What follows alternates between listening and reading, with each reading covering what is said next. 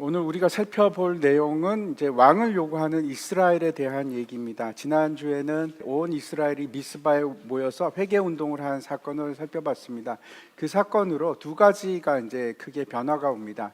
하나는 이제 회개 운동을 할 때 블레셋이 쳐들어오는데 대승을 거둡니다. 그래서 그때부터 블레셋이 더 이상 이스라엘이 속국으로 존재하지 않고 완전히 벗어나는 일이 일어납니다. 두 번째는 미스바 회개 운동을 통해서 이스라엘의 사사로 사무엘이 세움을 받습니다. 그래서 사무엘이 온 이스라엘을 실질적으로 통치하기 시작합니다. 오늘은 이제 사무엘이 나이가 많아서 늙어가고 있을 때 이스라엘이 왕을 요구하는 그 사건입니다. 우리는 하나님 나라의 백성이고 오늘 말씀 내용은 이스라엘이 왕을 요구하는 것인데 도대체 이 왕을 요구한다는 것이 어떤 의미인가 하는 것을 우리가 함께 깊게 생각해 봤으면 좋겠습니다. 1절과 2절 말씀 보시기 바랍니다.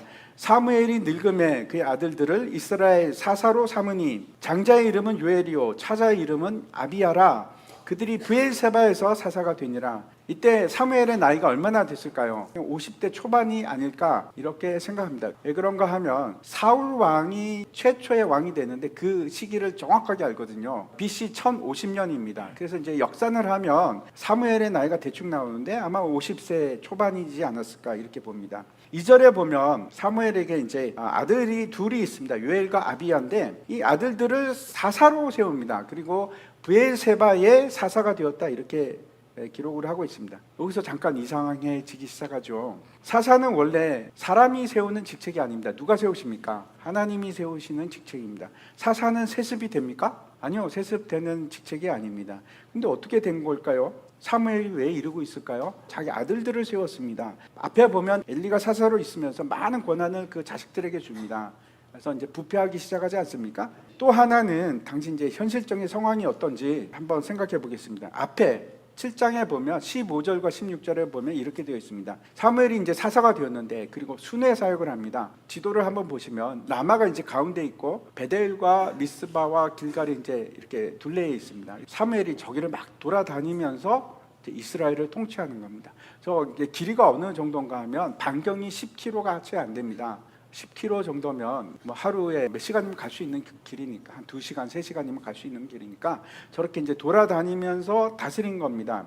근데 문제는 옆에 이제 블레셋이 건재하게 남아 있는 겁니다. 그래서 그 견제를 위해서 저 아래에 브엘세바의 아들들을 보내서 거기를 통치하게끔 이렇게 한 것 같습니다. 사사 제도는 어떤 행정력이 있는 제도가 아닙니다. 왕정은 어떻습니까? 왕이 있으면은 왕 혼자 다스리는 게 아니지 않습니까? 그 아래 신하들이 있고 왕을 통치하기 위해서 하위 직책들이 체계적으로 생깁니다. 그래서 왕권이 생기고 왕이 다스리는 나라가 되는데 사사 제도는 그런 게 아닙니다. 밑에 뭐 행정 조직이 있고 그런 것이 아닙니다. 그래서 사사기를 보면 계속해서 반복되는 내용이 있는데 그때 이스라엘에 왕이 없었으므로 사람이 각기 자기 소견에 옳은 대로 행하였더라. 살고 싶은 대로 그냥 사는 겁니다. 사무엘이 이제 라마를 중심으로 살았기 때문에 이제 그가 미칠 수 있는 것이 되게 한정적이죠. 그래서 저 아래 아들들을 보낸 것 같습니다. 그런데 문제가 생깁니다. 3절을 보시기 바랍니다. 그의 아들들이 자기 아버지의 행위를 따르지 아니하고 이익을 따라 뇌물을 받고 판결을 굽게 하니라. 성경은 어디서도 사무엘에 대해서 부정적인 얘기가 없는데 이건 문제가 심각하지 않습니까? 앞에 엘리 제사장하고 그러면 다를 바가 뭐가 있습니까? 그 아들들이 아버지의 행위를 따르지 않았다. 이거는 자기 갈 길을 갔다 그런 뜻입니다. 사사라는 것이 기본적으로 어떤 의미인가 하면 재판관이라는 뜻입니다. 재판을 함으로 악을 처단하고 심판하고 공의를 세우는 그 일을 해야 되는데 재판을 하는데 뇌물을 받고 재판을 엉터리로 했다는 겁니다. 근데 이 일이 이때만 있는 것이 아니고 역사상 계속됩니다. 아무튼 사무엘이 늙어가고 그 아들들은 지금 부패한 상황입니다. 그때 이제 이스라엘 장로들이 찾아와서 사무엘에게 나와서 청원을 합니다. 이스라엘 모든 장로가 모여 라마에 있는 사무엘에게 나와서 그에게 이르되 보소서 당신은 늙고 당신의 아들들은 당신의 행위를 따르지 아니하니 모든 나라와 같이 우리에게 왕을 세워 우리를 다스리게 하소서 한지라. 여기서 요구하는 바는 우리에게 왕을 주소서 이렇게 이제 그래서 다스리게 하소서라고 합니다. 여기서 관심을 가졌으면 하는 것은 이스라엘 백성들이 도대체 왜 왕을 요구했을까? 첫 번째가 그 이유를 뭐라고 대고 있습니까? 당신은 늙었고 당신 아들들은 당신의 행위를 따르지 않습니다. 왕을 주십시오. 일견 타당한 말처럼 보입니다. 사무엘이 늙었고 이게 진짜 노쇠했다는 뜻일까요? 제가 이제 앞에서 말씀드렸듯이 그렇게 노쇠한 건 아니지만 아마도 움직임에 제약이 있었을 겁니다. 그 전체를 어떻게 다니겠습니까? 그래서 이제 그 자식들을 사사로 세웠는데, 아니 당신 같지가 않습니다. 그들 하는 짓을 보니까 우리가 볼 수가 없습니다. 왕을 주십시오, 이렇게 얘기하는 겁니다. 앞에서 말씀드렸듯이 사사는 사람이 세우는 것이 아니고 하나님께서 선택해서 보내는 건데, 만약에 사무엘이 지금 사사로서의 생명이 끝났다, 더 이상 다스릴 수 없다, 그러면 뭘 요구해야 되는 겁니까? 사사를 요구해야 될 것 같은데 여기서는 왕을 요구합니다. 근데 이 문제의 더 근본적인 본질을 한번 생각해 보겠습니다. 우리는 하나님과의 관계에서 대리자가 필요합니까? 하나님께서 이제 아담을 창조하시고 내렸던 첫 번째 명령이 어떤 건가 하면, 생육하고 번성하여 땅에 충만하라, 땅을 정복하라, 그리고 모든 생물을 다스리라, 이런 명령을 주셨습니다. 아담에게만 준 것이 아니고 우리 모두에게 그 명령이 주어진 겁니다. 그래서 이 땅을 다스리는 자로 부름을 받았는데, 그 사이에 뭐가 있나요? 사사가 필요한가요? 베드로 사도가 베드로전서 보면 뭐라고 합니까? 너희는 너희 자체가 거룩한 나라요, 그럽니다. 우리가 나라라고 합니다. 그리고 왕 같은 제사장, 우리에게 뭐 다른 제사장이나 또 다른 사람이 필요한 것이 아니고 우리 자신이 왕 같은 제사장들입니다. 직접 다이렉트로 하나님께 간구할 수 있고 하나님을 만날 수 있고 그런 존재들입니다. 우리가 하나님과의 관계가 똑바로 된다면 왜 사사가 필요하겠습니까? 다른 무언가가 왜 필요하겠습니까? 사사가 필요했던 이유는 사람들이 하나님을 떠나니까, 그래서 우상 숭배를 하니까 이제 심판을 받죠. 이방 민족이 와서 막 괴롭히니까 그때 울부짖고 우리를 구원해 주옵소서 할 때 보낸 사람이 사사입니다. 하나님을 왕으로 삼은 것이 아니고 자기 스스로가 왕이 되고 다른 것을 섬기니까, 그래서 고통과 압제에서 하나님께서 구원해 주시기 위해서 보낸 사람이 사사들이거든요. 타락하지 않았으면 사사가 필요하지 않습니다. 다시 말씀드리면 사사가 필요했다 하는 것은 어떤 의미일까요? 그 시대는 엄청나게 타락한 상태였다 하는 겁니다. 그래서 다시 한번 생각해 보시기 바랍니다. 이 사람들이 왕이 필요하다고 요구하는 것은 첫 번째, 너는 늙고 너희 아들들은 타락했다 하는 건데, 사사가 아니라 왜 왕이 필요합니까? 불안하니까. 사무엘은 괜찮은데 언제 또 하나님께서 그가 뭐 죽을 수도 있고 어떻게 될 수도 있고 우리는 뭐 어떡합니까? 하나님 언제 보내줄지도 모르겠고, 그래서 시스템을 찾는 겁니다. 안정된 상태를 유지하고 싶은 겁니다. 그게 왕제도인 겁니다. 왕제도. 시스템이 안정을 줄까요? 근데 다른 한편으로 생각하면 시스템이 있다는 것은 어떤 뜻일까요?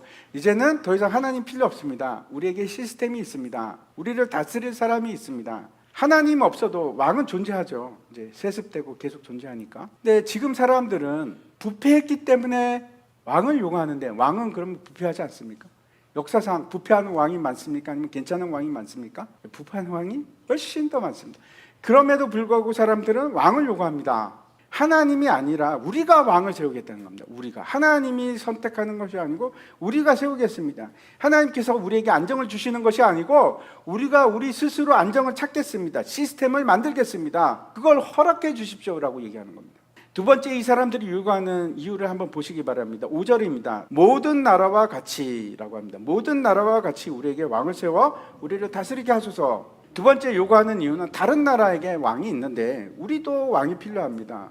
왜 우리만 없습니까? 하는 얘기죠. 하나님 나라하고 세상의 나라는 명확하게 구분이 됩니다. 인간이 타락하고 모든 세상이 무질서해지고 혼란스러워지기 시작했는데, 하나님 나라의 시작을 우리가 어떻게 보는가 하면, 하나님께서 갈대아 우르 그 수메르에서 한 사람을 부릅니다. 아브라함을 부르면서 내가 너로 큰 민족을 이루겠고 너를 통해서 하나님 나라를 시작하리라. 그래서 이스라엘 민족을 만듭니다. 이스라엘 민족은 어떤 사명이 있습니다. 그게 어떤 사명인가? 하나님 나라를 이루는 사명입니다. 근데 이제 이 이스라엘 사람들이 그런 겁니다. 아니요, 싫습니다. 하나님 나라 말고 세상 나라가 좋습니다. 세상 나라를 우리에게도 주소서, 우리에게도 왕을 주소서, 이렇게 지금 요구를 하는 겁니다. 이 사람들이 하나님이 아닌 다른 사람을 왕으로 세우겠다는 겁니다. 이렇게 왕을 요구하자 사무엘이 이제 어떤 반응을 보였는지 6절을 보시기 바랍니다. 우리에게 왕을 주어 우리를 다스리게 하라 했을 때에 사무엘이 그것을 기뻐하지 아니하여 여호와께 기도하매, 사무엘의 반응이 어떻습니까? 기뻐하지 않았다고 합니다. 왜 그럴까요? 첫 번째는 이 장로들이 나를 무시하나? 마치 자신을 무시하고 버리는 것처럼. 실질적으로 지금 통치하고 있는 사람이 사무엘인데 당신은 안 되겠습니다. 왕이 필요합니다. 당신 아들들도 안 되겠습니다. 라고 얘기하는 것처럼 보일 수 있습니다. 기분이 나쁘죠. 두 번째는 왕을 요구하는 것이 하나님의 뜻이 아닌 것을 알고 있었기 때문에 기뻐할 수가 없는 겁니다. 그래서 이제 그가 기도를 합니다. 하나님께 기도를 하는데 하나님 어떻게 할까요? 또는 하나님, 이 죄악된 백성이 하나님 말 안 듣고 왕을 요구합니다. 하나님 은혜를 베풀어 주옵소서. 이렇게 이제 탄원하는 기도였을 수도 있습니다. 기도하자 하나님께서 응답을 바로 주십니다. 근데 그 응답이 전혀 뜻밖의 답을 주십니다. 7절을 보시기 바랍니다. 하나님께서 뭐라고 하시는가 하면 사무엘아 너무 상처받지 마.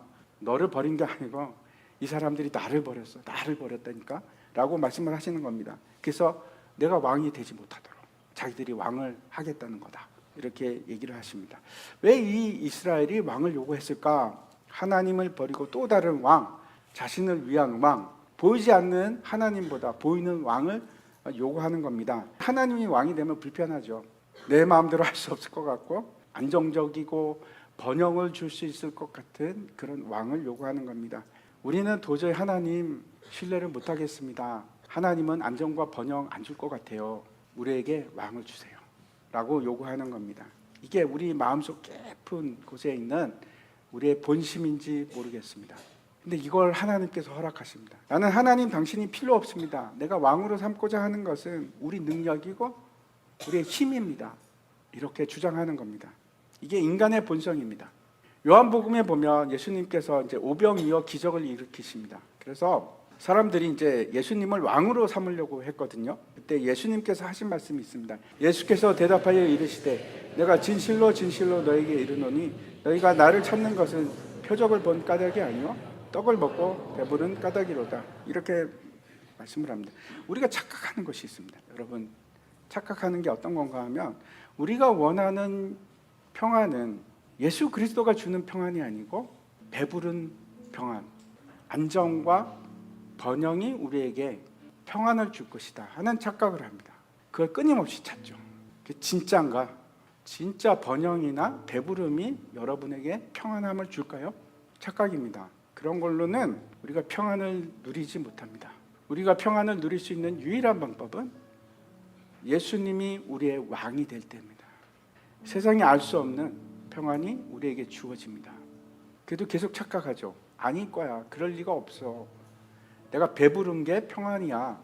진짜 평안은 그런 곳에서 오는 것이 아니고 예수님이 내 마음속에 좌정하시고 왕이 되시고 통치하실 때, 그때 참된 안식과 평안이 우리에게 임하기 시작합니다. 예수님이 안식의 주인이십니다. 복음서에 나오죠. 다른 곳에는 안식이 없습니다. 허상입니다. 제가 여러분께 꼭 묻고 싶은 것은 진짜 여러분의 왕이 누구신가 하는 문제입니다. 여러분 마음속에 보좌가 있는데 거기에 지금 누가 앉아 있습니까? 정말로 하나님이 앉아 계십니까? 아니면 여러분 자신이 앉아 있습니까? 아니면 다른 무언가가 거기 앉아 있습니까? 돈입니까? 힘이나 권세입니까? 우리가 그 얘기를, 제가 이 얘기를 한두 번 하겠습니까? 아무리 얘기해도 우리가 못 알아듣습니다. 다시 이 교회 문을 나가는 순간 아니야, 그럴 리가 없어. 평안은 배부름이야 라고 사탄이 얘기할 겁니다. 그래서 말씀이 필요합니다. 말씀을 떠나지 마십시오. 말씀은 계속 그게 정답이 아니라고 그렇게 말씀하고 있습니다. 오늘 이제 8절에 보면 이렇게 되어 있습니다. 내가 그들을 애굽에서 인도하여 낸 날부터 지금까지 그들이 모든 행사로 나를 버리고 다른 신들을 섬긴 같이 내게도 그리하는도다. 이스라엘이 출애굽하는 그 순간부터 지금까지 하나님께서 그러시는 겁니다. 하나님 대신 다른 걸 섬겼다. 내 욕망이, 내 영적 무지가, 내 교만이 하나님 외에 다른 것을 계속 찾는 거예요. 내 왕으로 삼고 그걸 섬기고 그리고 아무렇지도 않은 듯이, 괜찮은 듯이 살아가는 겁니다. 점점 그렇게 살아갈수록 내 삶은 엉망으로 바뀌는 겁니다. 하나님과의 관계는 멀어지고 불안과 초조와 공포 속에 살아가는 겁니다. 누가복음 19장 14절에 보면 우리는 이 사람이 우리의 왕이 되기를 원하지 아니하나니. 이게 어떤 말인가 하면 예수님께서 십자가에 달리실 때 이스라엘 사람들이 했던 말입니다. 저 사람 우리 왕이 되기를 원치 않습니다. 내 왕이 되기를 원치 않습니다. 이렇게 얘기했습니다. 그리고 십자가에 못 박아 버렸습니다. 아마 저와 여러분 중에 여기 계신 분은 모두가 다 이 말에 동의할 겁니다. 예수님이 우리의 왕이 맞습니다. 인정하십니까? 근데 우리 삶은 여전히 내 주권을 빼앗기지 않기 위해서 투쟁하는 삶을 살아갑니다. 다시 한번 생각해 보시기 바랍니다. 예수님이 정말 나의 왕인가? 진짜 예수님이 나의 왕이라면 내 삶이 달라지기 시작합니다. 그분이 통치하시면, 그분이 나의 목자가 되고 나의 왕이 되시면 나를 푸른 초장으로 인도해 주시고 쉴 만한 물가로 인도해 주십니다. 내가 사망의 음침한 골짜기를 다닐지라도 해를 두려워하지 않은 것은 그가 나와 함께 하심이라. 그의 지팡이와 막대기가 나를 안위하시나이다. 그 고백이 나오게 됩니다. 어떤 어려움과 어떤 환경이 와도 상관이 없습니다. 나를 다스리고 통치하는 사람이 바로 예수님이라면 내가 왕이 되면 문제가 생기죠. 뒤죽박죽이 되고 어려움을 당하고 좌절하고 슬퍼할 수밖에 없습니다. 예수님께서 이 땅에 오신 것은 저와 여러분을 통치하고 왕이 되시기 위해서 이 땅에 오셨습니다. 진짜 제가 뭔가 하면 예수 그리스도를 왕으로 인정하지 않는 겁니다. 거부하는 겁니다. 그게 우리의 죄입니다. 하나님이 왕이 되셔야 돼요. 모든 것을 통치하시고 다스리시는 하나님 인정하십시오. 받아들이십시오. 그리고 그 통치 아래서 순종하십시오. 그것이 우리가 살 수 있는 유일한 방법입니다. 그것이 우리가 승리할 수 있는 유일한 길입니다.